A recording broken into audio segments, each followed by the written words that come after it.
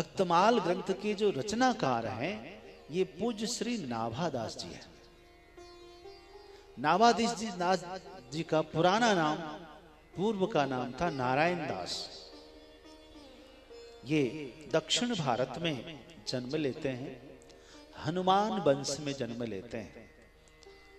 और दरअसल में हनुमान जी के आशीर्वाद से ही इनके माता पिता को पुत्र हुआ।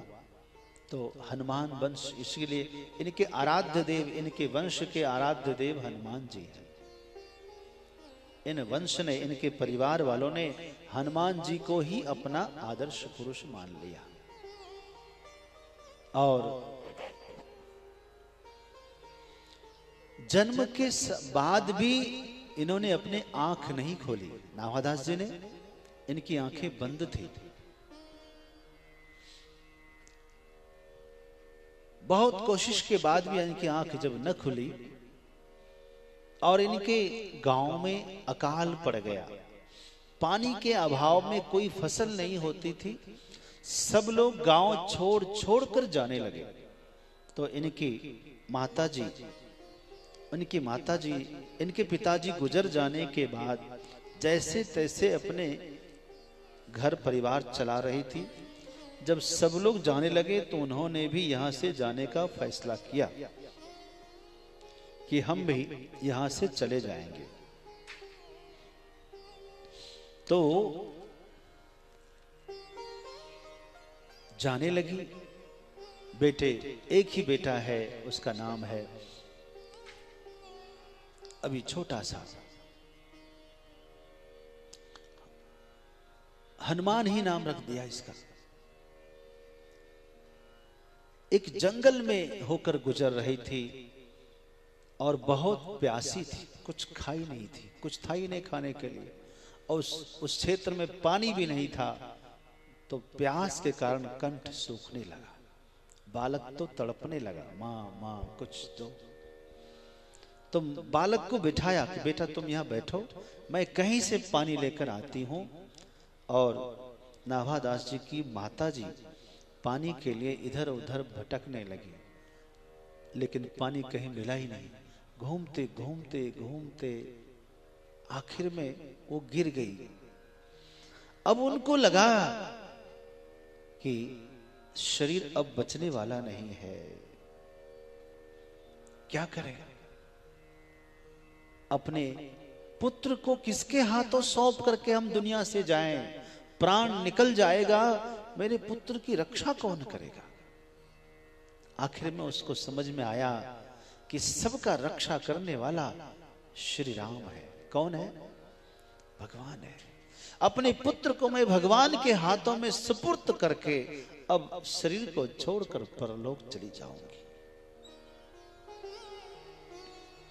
अपने अपने घर की सब काहू को पीर, अपने अपने घर की पीड़ा सबको होती है, लेकिन तुम्हें पीर सब घरन की,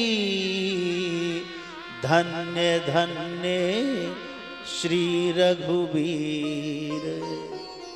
तुम्हें तो सबकी पीड़ा होती है ना, इसलिए हे रघुनाथ, मैं अपने पुत्र को आपके हाथों में सौंप रही हूं और आप मेरे पुत्र का ख्याल रखना।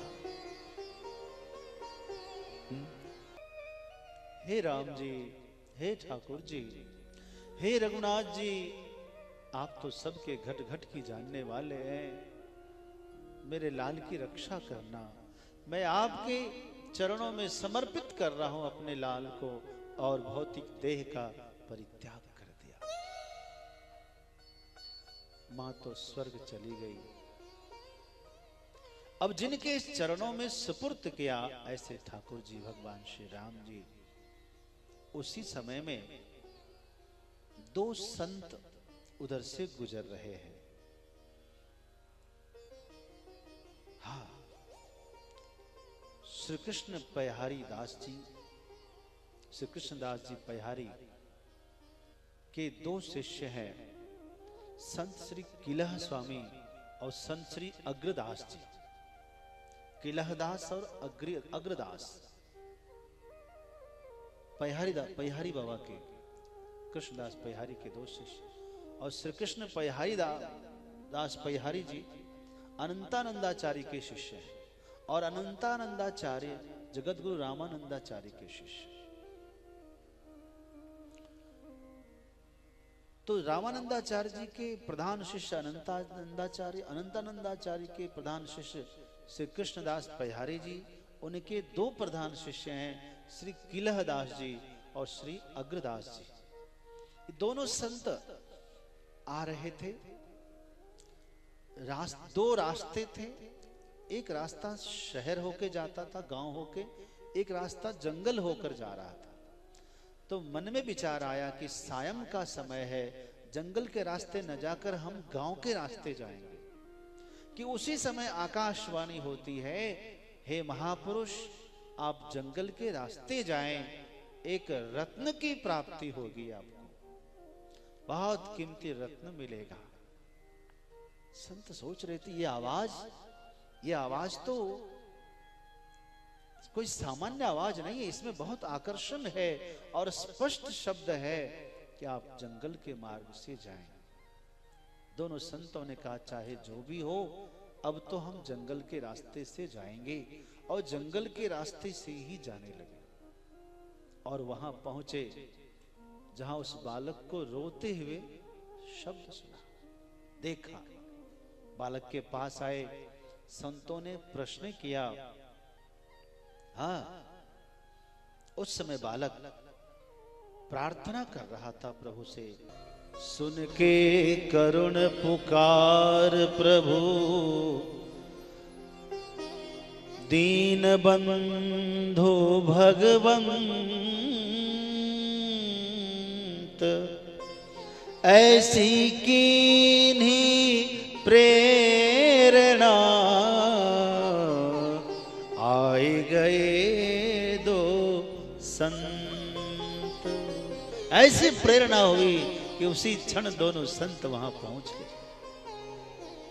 देखा और आगे बढ़कर पूछा, बच्चा तुम कौन हो, तुम कहां से आए हो, कहां जाना चाहते हो, यहां तुम्हारा रक्षक कौन है। बड़ा सुंदर सुंदर प्रश्न किया। ये बहुत बड़ा प्रश्न है भाई, तुम कौन हो, किसी से भी पूछ लीजिए, वो आदमी एक बार चकरा जाता है। एक बार आहा, पूज्य स्वामी दयानंद सरस्वती जी महाराज सदगुरुदेव के पास गए। कुटिया बंद थी, अंदर से आवाज आई, तुम कौन हो। कहा, गुरुदेव यही तो जानने आया हूं, मैं कौन हूं। बस इतना जो कहा समझ गए कि अधिकारी है, क्योंकि जो इस प्रश्न में उलझ गया वही समाधान की तरफ जाएगा, समाधान वही प्राप्त करेगा। हाँ, जिसके पास समस्या नहीं है वो समाधान की कीमत नहीं समझेगा। तो ठीक है, तुम कौन हो। इस बालक ने कहा, मुझे यही तो पता नहीं है कि मैं कौन हूं, कृपा पूर्वक आप मुझे बता दें कि मैं कौन हूं, आपकी बलिहारी होगी। कहां से आए हो, आपने दूसरा प्रश्न पूछा। कहा, ये भी पता नहीं है कि मैं कहां से आया हूं, कहां जाना है ये भी पता नहीं है। तो तुम्हारा रक्षक कौन है, आपका आखिरी प्रश्न है। हे मान्यवर, जो सबका रक्षक है वही मेरी भी रक्षा करता है, ऐसा मुझे लगता है, लेकिन मैंने आज तक उनको देखा नहीं है। सुन करके बड़ा अच्छा लगा। तब आकाशवाणी की बात याद आई कि आकाशवाणी ने कहा था एक रत्न मिलेगा, लगता है ये बालक ही रत्न है।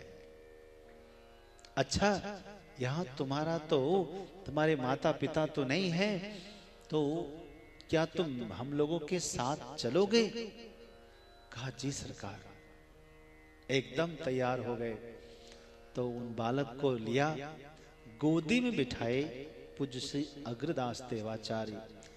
किला स्वामी को दया आ गई, इसके नेत्र अभी भी बंद थे। तो किला स्वामी ने कहा इधर आओ। अपने पास लिए, अपनी गोदी में बिठाए, छोटा तो है ही, और अपने कमंडल से जल लेकर उनकी आंखों पर फेरने लगे और ऐसा आशीर्वाद दिया। हाथ फेरते फेरते बच्चे की दोनों आंखें खुल गई। खुली तो सामने ही गुरुदेव के दर्शन हुए, पूज्य श्री अग्रदास देवाचार्य। सद्गुरुदेव भगवान की जय हो। धन्य है। नेत्र खुला भी तो किसके सामने खुला? देखा तो पहली बार सद्गुरुदेव को ही देखा। नेत्र तो सजल और सफल हो गए जैसे ही दर्शन हुआ। करुणा भरी नेत्रों से बार बार दोनों संतों को निहारते रहे। एकदम बालक को हृदय से लगाया दोनों संतों ने और उनको लेकर जयपुर राजस्थान पहुंचे। जयपुर राजस्थान में गलता जी स्थान है, महर्षि गालब का वो स्थान है। वहां झरना भी है। वहां बहुत से संत पहले रहते थे, आज भी रहते हैं, लेकिन अब उतनी संख्या नहीं है। और अग्रदास जी भी वहां कुछ दिन ठहरे। किला स्वामी ने कहा कि आप इसे मंत्र दीक्षा प्रदान करिए। तब अग्रदास जी ने मंत्र दीक्षा प्रदान किया, बीज मंत्र दिया, फिर राम नाम मंत्र दिया और तत्पश्चात 12 तिलक स्वरूप जिसको कहते हैं, वैष्णवों का 12 तिलक होता है, तिलक प्रदान किया। और उसके बाद जो है मंत्रोपदेश करके नित्य प्रति हवन करने की आज्ञा दी, विधि बताई। और वहां पूज्य संतों की सेवा। सेवा इनको क्या मिली? सेवा मिली पंगत की साफ सफाई करना, झाड़ू सफाई, पोछा सफाई लगा के पट्टी बिछाना। फिर संत जब भोजन करे तो उसको भोजन परोसना, भोजन करके चले जाएं तो फिर सफाई करना। गुरु की आज्ञा, जो सेवा करने को हो जाए वह सेवा यदि आप करते हैं तो साक्षात गुरु की ही सेवा है। जो गुरु की आज्ञा हो गई कि तुम बस माला करो तो समझ लीजिए उसी में सब हो जाएगा।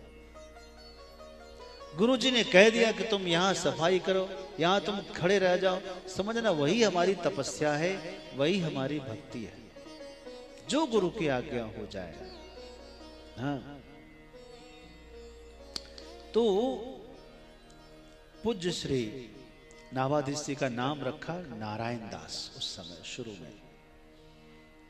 और संत चले गए। कहां गए? संत रेवासा चले गए।